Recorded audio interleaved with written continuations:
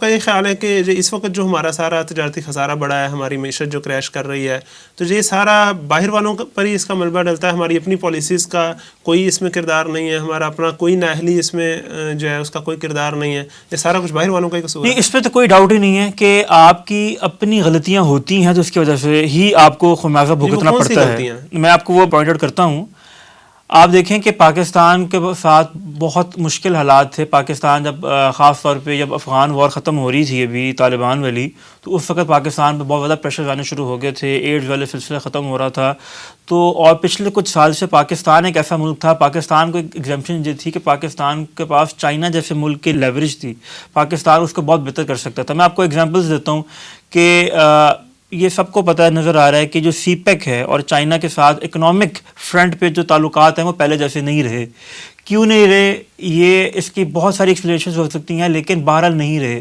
یہی ہماری واحد امید ہے ابھی تک، کیونکہ ویسٹ نے تو واضح انکار کر دیا ہوا ہے کہ وہ بڑے اسٹرکچرز پاکستان میں کے لگائے گا، انفراسٹرکچر کے بڑے بڑے پروجیکٹس لگائے گا. تو چائنا پہ ہی ہم ڈپینڈنٹ تھے، وہ چیزیں ایگزیکیوٹ نہیں ہو رہی. فار ایگزامپل جو سب سے بڑا منصوبہ تھا ML1 کا، اس کا ابھی تک اس کی کوئی نہیں، اس پہ کام سٹارٹ نہیں ہو سکا. اس کے فائنانس کے ایشوز ہیں چائنیز بینکس کے ساتھ.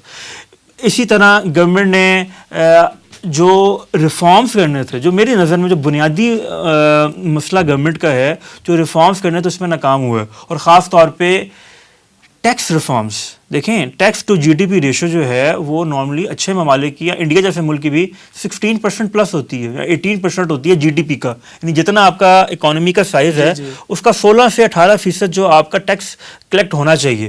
ہمارا 10%، 11% مشکل سے اتنا ہے. اور یہ اگر دیکھیں نا، یہاں آپ کہہ رہے ہیں کہ ہمارا ٹیکس کافی کم ہے، جبکہ اگر آپ دیکھیں گورنمنٹ جو ہے وہ اس پر بڑا کریڈٹ لیتی ہے کہ ہم نے ریکارڈ ٹیکس جو ہے وہ لیا ہے، اور عوام جو ہے وہ اس پر بڑا واویلا کرتی ہے کہ ہم سے بہت زیادہ ٹیکس لیا جا رہا ہے. آپ سمجھتے ہیں بھی مزید بڑھانا ہے؟ ٹیکس کے حوالے سے جو مسائل ہیں نا، ٹیکس وہ بہت سمجھنے کی ضرورت ہے.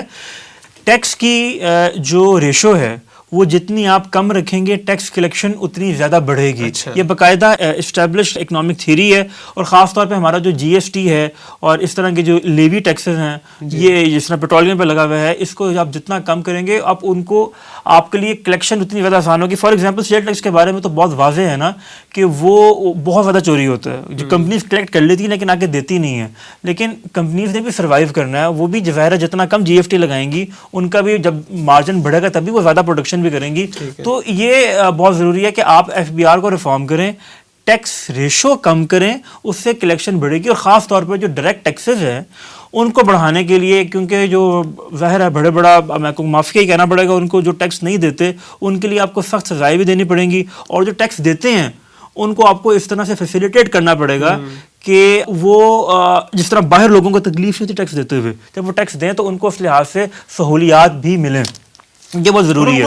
بالکل لوگوں کو نظر آتا ہے، بالکل نظر آتا ہے. کیونکہ اب یہ کہا جاتا ہے نا، جب کہ اتنی % عوام ٹیکس نہیں دیتی، جو ٹیکس ریٹرن فائل نہیں کرتا اس کے بارے میں کہا جاتا ہے ٹیکس نہیں دیتا. حالانکہ یہ غلط بات ہے. پاکستان کا جو غریب سے غریب بندہ وہ بھی بیچارہ جب چائے کی پتی لینے جاتا ہے تو وہ ٹیکس دے رہا ہوتا ہے، موبائل کا لوڈ کراتا ہے وہ ٹیکس دے رہا ہوتا ہے. لیکن ڈاکومنٹیشن کی کوئی کمی ہے اس میں. اور دوسری بات یہ ہے کہ جس کو ٹیکس دینا چاہیے وہ ٹیکس نہیں دے رہا نا. یعنی ایون جو انڈائریکٹ ٹیکس بھی ہے وہ عوام سے تو لیا جاتا ہے، لیکن اب اس کے لیے ٹریک اینڈ ٹریس سسٹم آ رہا ہے اور وہ POS مشینز لگائی جا رہی ہیں.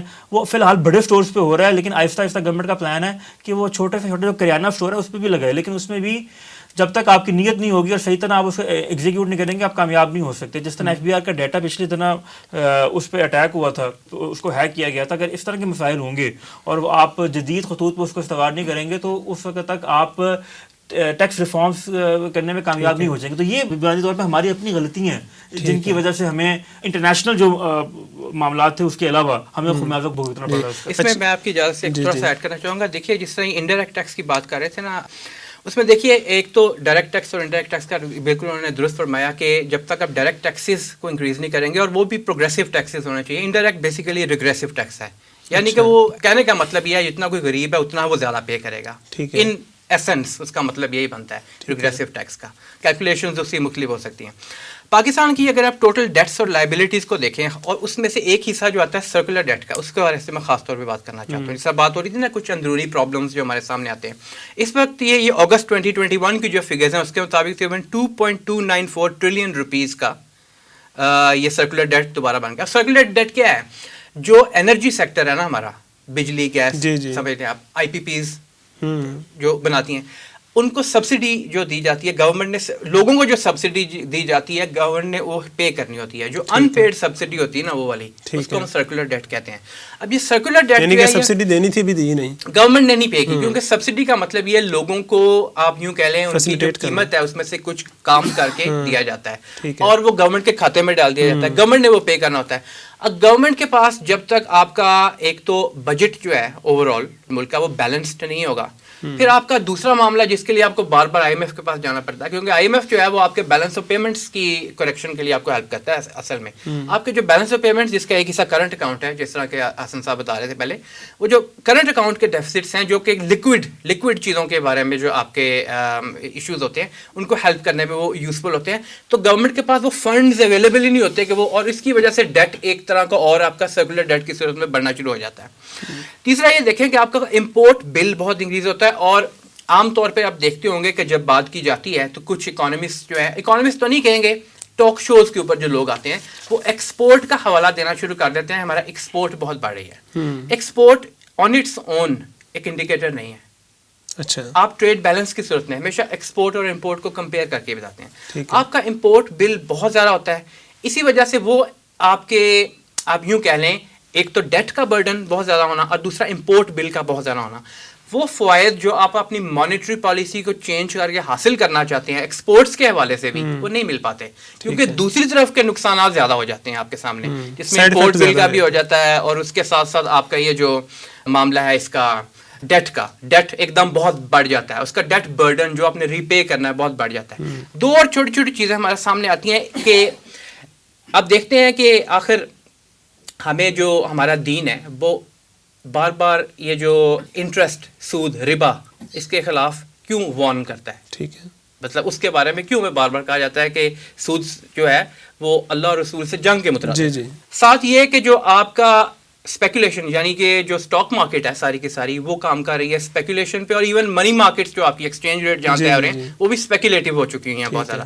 اسپیکولیٹو کا مطلب ہے کہ وہاں پہ ان کے انٹرنل یا یوں کہیں کہ پروفٹ اور لاس کے جو بزنس ریلیٹڈ فیکٹرز تھے، اکانومی ریلیٹڈ فیکٹرز تھے، ان سے ہٹ کر کسی اور فیکٹر کی بیسس پہ ڈیسائیڈ ہونا شروع ہو جاتا ہے قیمت اوپر جائے گی یا نیچے جائے گی. یعنی کہ جس طرح ہم کہہ سکتے ہیں کہ جوئے اور سٹے کی طرح ہو جاتا ہے. اچھا، ایک تو ان کے اوپر ٹیکس نہیں ہے، کیپٹل گینز ٹیکس پاکستان میں بہت کم ہے، یعنی اسٹاک مارکیٹ پر ٹیکس تقریباً نہ ہونے کے برابر ہوتا ہے. دوسری بات اس میں یہ آ جاتی ہے پھر کہ یہ وہ دو چیزیں جو آپ کی اکانومی کو، کیپٹلسٹ اکانومی کو جہاں کی بھی ہو کہیں کی بھی ہو وہ اس کو نیچے لے کے ہی جائے گی، اور خاص طور پہ ڈیولپنگ کنٹریز کو نیچے لے کے جائیں گی. اسپیکولیشن، جوا اور سٹا، انٹرسٹ، سود اور ربا، انہی کے اوپر بیسڈ ہے پوری کیپٹلسٹ اکانومی کا سسٹم.